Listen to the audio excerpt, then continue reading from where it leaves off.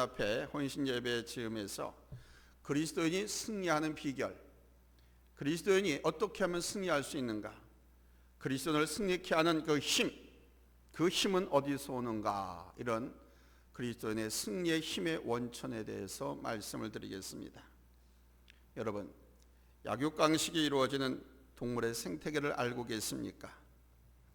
약한 짐승은 강한 맹수에게 쫓겨다닐 수밖에 없습니다. 그리고 붙잡히면 순식간에 그 맹수의 먹이가 될 수밖에 없습니다. 약한 동물이 맹수의 먹잇감이 될 수밖에 없는 이유가 무엇입니까? 이유는 한 가지입니다. 공격해오는 그 맹수를 당해낼 힘이 없기 때문입니다. 힘이 없는 것이 약자의 서름이죠. 약한 동물에게 힘이 있다면 얼마나 좋겠습니까? 가난하고 힘없는 국민에게 힘이 있다면 얼마나 좋겠습니까? 굶주린 사자가 공격해와도 능히 쫓아내고, 아무리 무서운 맹수가 공격한다고 해도 방어할 수 있는 힘이 있다면 두려움, 걱정 전혀 없겠지요. 그러나 그것은 개인의 바람일 뿐, 힘이 없는 사람은 힘 있는 자의 지배를 받을 수밖에 없습니다. 이러한 현상은 동물의 세계에서만 존재하는 것이 아닙니다. 나라와 나라 사이에도 그렇고, 사회와 사회도 그렇고, 심지어는 나와 너 사이에도 이런 현상이 나타나고 있습니다. 우리 인생살이는 전쟁으로 표현되는 것들이 참 많습니다. 나라와 국가 간에 무역전쟁 한다고 그러죠. 산업전쟁, 산업 현장에 자기 나라보다 앞선 기술과 산업을 갖고 있으면 스파이들을 심어놓기도 하죠. 전쟁입니다. 식량전쟁, 또 입시전쟁 등, 심지어 요즘엔 패션 전쟁이라는 말도 있습니다. 사랑을 전쟁에 비유한 드라마도 있지요. 영화도 있고, 사랑도 전쟁 같은 것이라는 얘기죠. 국내 시장이나 세계 시장에서 망하지 않고 살아남기 위해서 그들은 전쟁을 하지 않으면 안 됩니다. 생존 경쟁이 치열하다는 말도 가만히 생각해 보면 개인이 살아남기 위해서 싸우는 전쟁이라는 이야기죠. 전쟁에선 무조건 이겨야지, 지면 포로가 되는 수밖에 없습니다. 그런데 우린 지금 이런 전쟁터에서 살고 있습니다. 우리의 인생을 동물의 세계에 비유하자면 우리 한 사람 한 사람이 연약한 토끼라고 말할 수 있습니다. 그리고 그 토끼를 한 입에 삼키려고 달려든 굶주린 사자는 인생에서 우리가 부딪혀야만 하는 환난과 풍파와 기구한 운명이라고 할 수 있겠죠. 우리의 인생이 거대한 바다를 항해하는 돛담배라면 거대한 바위라도 단숨에 부숴볼 것 같은 기세로 달려오는 그 파도가, 험난한 파도가 항시 우리를 괴롭힙니다. 이 인생의 파도는 내가 반드시 물리쳐야 할 대상입니다. 도망가도 안 됩니다. 피해도 안 됩니다. 이 파도는 정면으로 전곡을 찌르면 헤쳐나갈 수가 있습니다. 이 파도를 물리치고 절망적인 환경에서 살아남기 위해서는 힘이 있어야만 합니다. 일반적으로 힘의 근원을 보면 몇 가지가 있습니다. 힘은 어디서 오는가? 첫째, 경제적인 힘이 있습니다. 경제력이라고 하죠. 옛말에 힘센 장사도 무일필이면 안색이 변한다라고 했습니다. 또한 가난이라고 한 놈은 창문 통해서 들어오면 행복은 대문으로 빠져나간다라고 했습니다. 그래서 경제적이라고 하는 것은 사람이 현대를 살아가기 위해서 반드시 갖추고 있어야 할 요소인 것입니다. 두 번째는 지식의 힘입니다. 모르면 질 수밖에 없습니다. 지금은 최첨단 과학시대, 우주 브레인 듀네 시대입니다. 적을 알아야 하고 나도 알아야 합니다. 모르고서는 아무것도 할 수 없는 시대가 요즘입니다. 얼굴이 길다고 면장이 아니고 알아야 면장이라고 하는 말도 바로 이 지식의 중요성을 말해주고 있는 것입니다. 셋째는 경험의 힘입니다. 아무리 많이 알고 있어도 경험이 없으면 자신이 없습니다. 백문이 불여일견이라고 하잖아요. 100번 들어도 한 번 보고 체험하는, 몸소 경험하는, 이것이 아는 것, 이것만 못하다고 그랬어요. 군대에서나 직장에서도 짬바수를 따지는 이유도 알고 보면 한 가지죠. 경험을 따지자는 얘기죠. 경험. 제 아무리 똑똑하고 좋은 학벌을 갖고 있다고 해도 군대 생활이나 직장 생활에서 경험이 많은 노장을 당해낼 수가 없기 때문입니다. 넷째는 도덕의 힘입니다. 사람은 불의하면 약해집니다.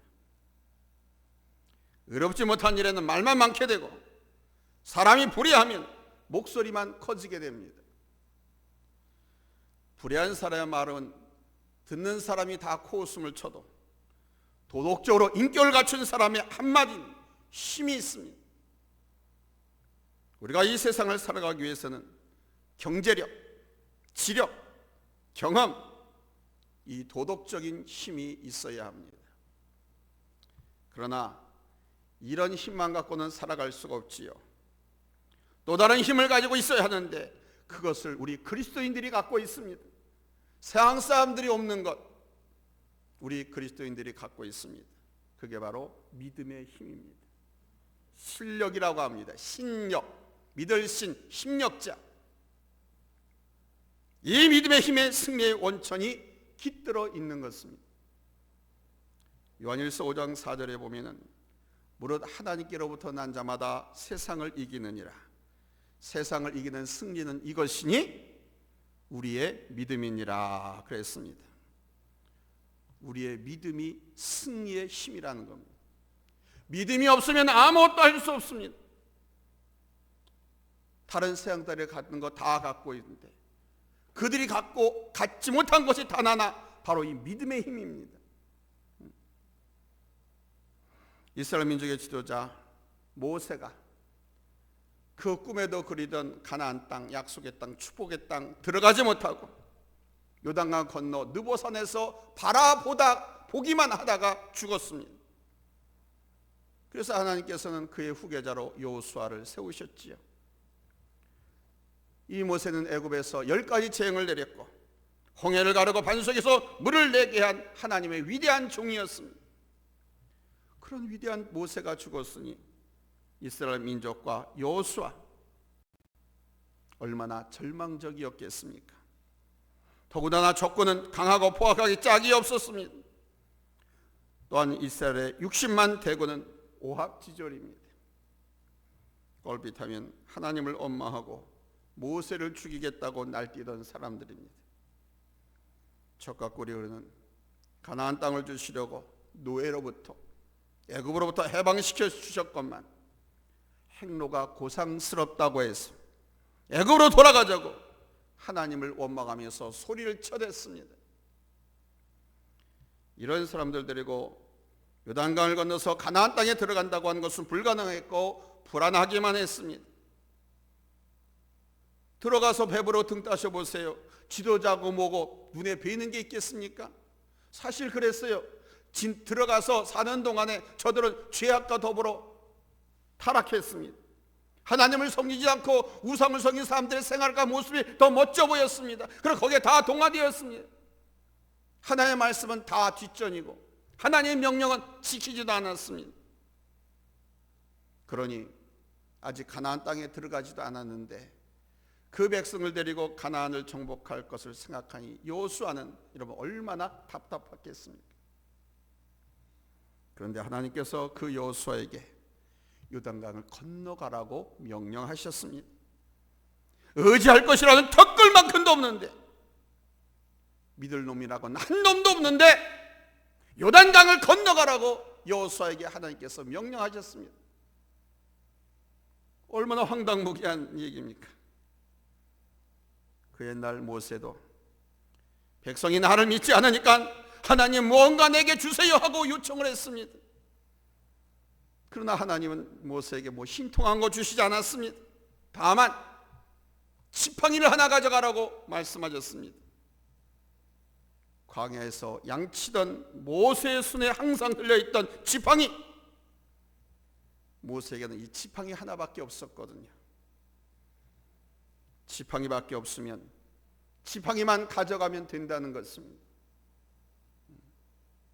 사람이 없으면 있는 그 사람으로 하면 된다는 겁니다. 그저 있는 현실 그대로 가라는 것입니다. 여러분, 이런 명령을 받았을 때 모세가 어떻게 한 줄 아십니까? 황당무계한 명령. 아무것도 없습니다. 모세가 어떻게 했습니까? 여호수아가 어떻게 했습니까? 둘 다 그냥 순종했습니다. 순종한 것밖에 없습니다. 그렇게 순종하는 모세에게 하나님께서 함께 하시니까 지팡이가 변해서 뱀이 되었고 반석에서 생수가 터지고 홍해가 갈라지는 기적이 일어났습니다. 사람 숫자가 아닙니다. 물질의 힘이 아닙니다. 군대의 힘이 아닙니다. 순종의 힘입니다. 여러분, 여호수아를 보십시오. 그는요, 모세처럼 지팡이도 없었습니다. 그런데 하나님은 그저 그에게 가라, 요단강을 건너가라, 이렇게 명령을 하시는 거예요. 모세는 지팡이라도 있었지만 여호수아에게는 아무것도 없었습니다. 이스라엘 민족 앞에는 요단강이 놓여있고 난공불락에 이중성벽, 초롱성, 여리고성이 떡거니 버티고 있습니다. 그리고 그 가나안 땅에는 가나안 7족속, 7족속 원주민들이 버티고 있습니다. 여러분, 이런 상황에서 경제력으로 해결되겠습니까? 지식과 도덕과 경험으로 해결이 되겠습니까?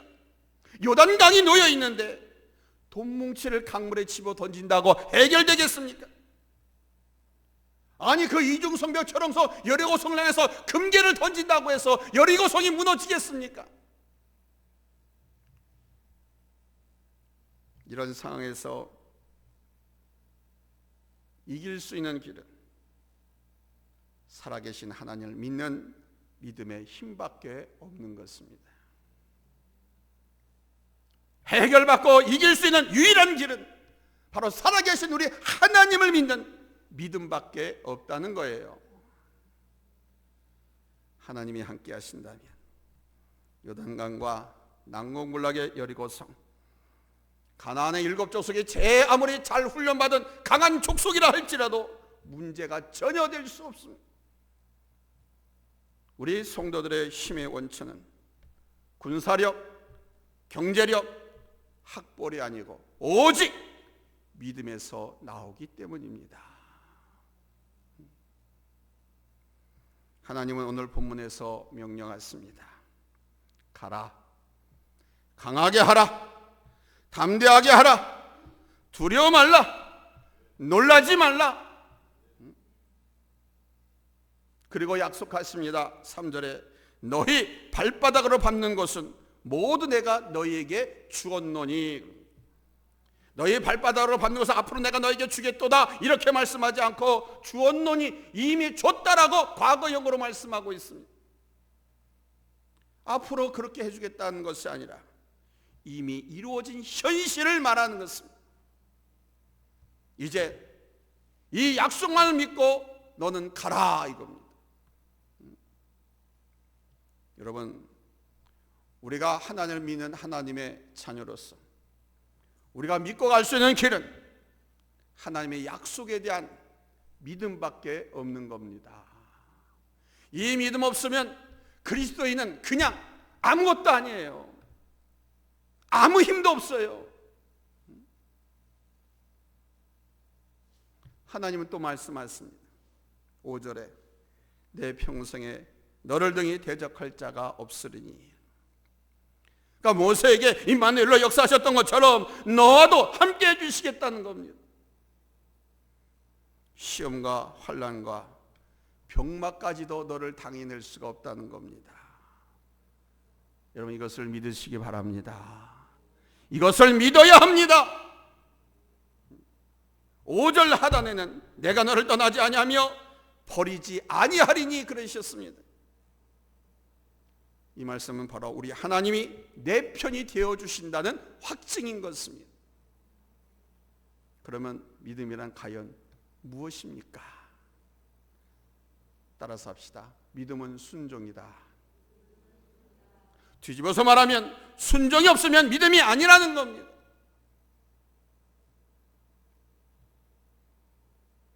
그러면 순종은 무엇을 뜻할까요? 순종은 바로 practice, 행동, 액션. 행동을 말합니다. 실천을 말하는 거예요.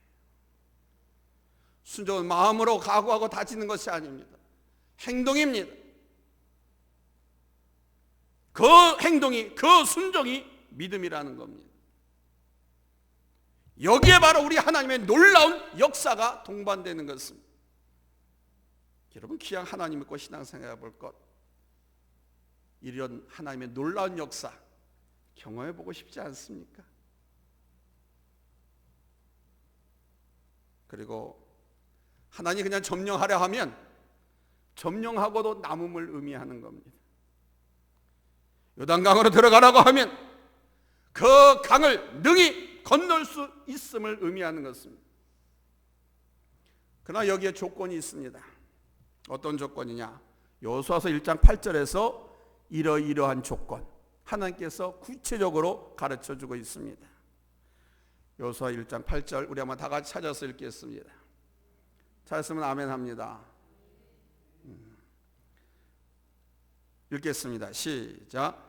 이 율법책을 내 입에서 떠나지 말게 하며 주야로 그것을 묵상하여 그 안에 기록된 대로 다 지켜 행하라.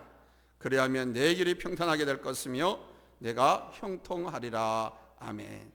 첫째, 율법책을 내 입에서 떠나지 말게 하라고 명령하십니다.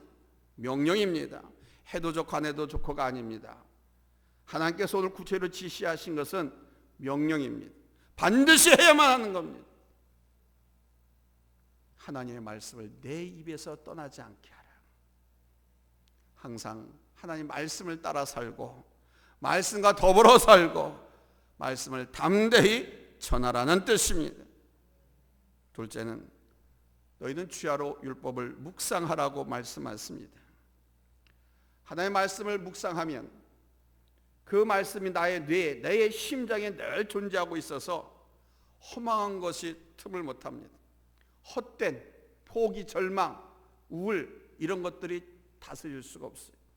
하나님 말씀이 내 안에 있으면, 하나님의 말씀 늘 묵상하면 그 말씀이 힘이 되고 능력이 되고 지혜가 되고 방패가 되고 산성이 되고 구원의 뿔이 되어서 결코 실패, 좌절, 포기, 우울, 절망 이런 것이 들어와서 나를 주장하지 못합니다.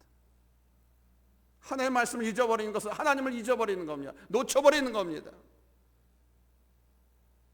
그래서 하나님의 말씀에 붙잡히는 여러분 그런 성도들이 되시기를 바랍니다. 말씀을 늘 묵상하라고 하는 뜻은 항상 네 마음에 새기고 돌이키고 곱씹을 하는 거예요. 돌이키고 곱씹으려고 하면 그 말씀을 외워야 되겠죠. 그래서 항상 읽으라는 거예요. 항상 읽어. 자꾸 읽고 자꾸 읽고 반복하고 그러면 외울 거 아닙니까? 외워야 곱씹죠. 외워야 묵상하죠.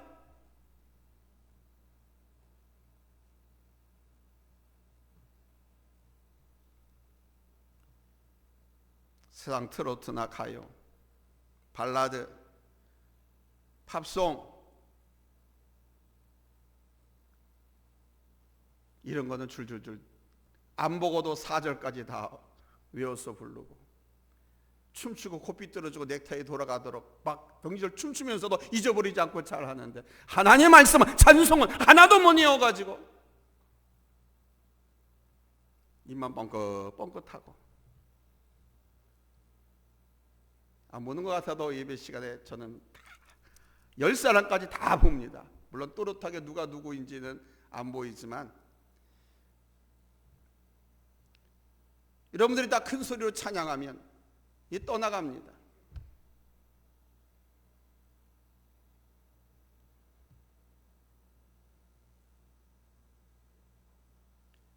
그렇게 자신 있게 크게 할 수 있는 것은 그만큼 많이 묵상하고 새기고 외우기 때문에 자신 있는 겁니다. 셋째는 너희는 율법을 다 지켜 행하라 이렇게 말씀합니다. 하나님께서 우리에게 원하시는 것은 재물이 아닙니다. 하나님께서 여러분에게 원하시는 것은 물질이 아닙니다. 하나님은 여러분의 순종을 원하십니다. 성경을 외우는 것을 원하시는 거냐? 아니에요. 실천하기를 원하십니다. 그런데 말씀의 실천이 저절로 됩니까? 그렇지 않지요. 그래서 말씀을 내 입에서 떠나지 않게 하라고 하시는 거예요. 말씀을 묵상하라고 하십니다. 왜냐하면 그래야 순종할 수 있기 때문입니다. 그 말씀이 나를 사로잡고 나를 지도하고 나를 인도하는 거예요.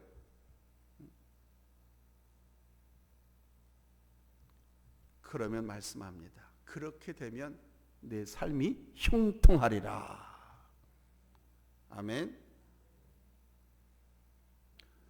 여러분같이 유식하고 훌륭한 분들에게 무슨 말이 더 필요하겠습니까? 오늘 하나님께서 우리에게 원하시는 것은 순종입니다. 그 순종은 행동이고 실천입니다. 사랑하는 성도 여러분, 저는 오늘 참 마음이 가볍고 기뻐요. 본래 주일 6시 이후에 주일 예배를 드리는 것이 주일 성수하는 것이고 성경적이고 바른 것이기 때문에 참 돌고 돌아서 많은 세월 끝에 저녁 예배로 돌아왔어요. 근데 보란 듯이 그래 안 나가 하면서 이렇게 시위하는 분들도 있어요. 안 나오신 분들도.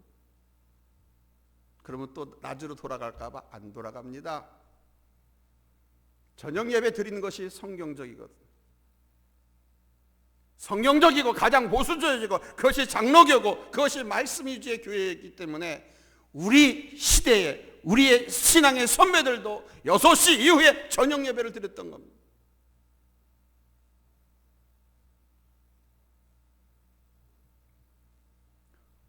오늘 이렇게 참석해서 헌신 예배에 동참하신 여러분들, 우리 인생길에는 요단강이 하나만 있으면 좋은데 이게 몇 개가 있는지 몰라요.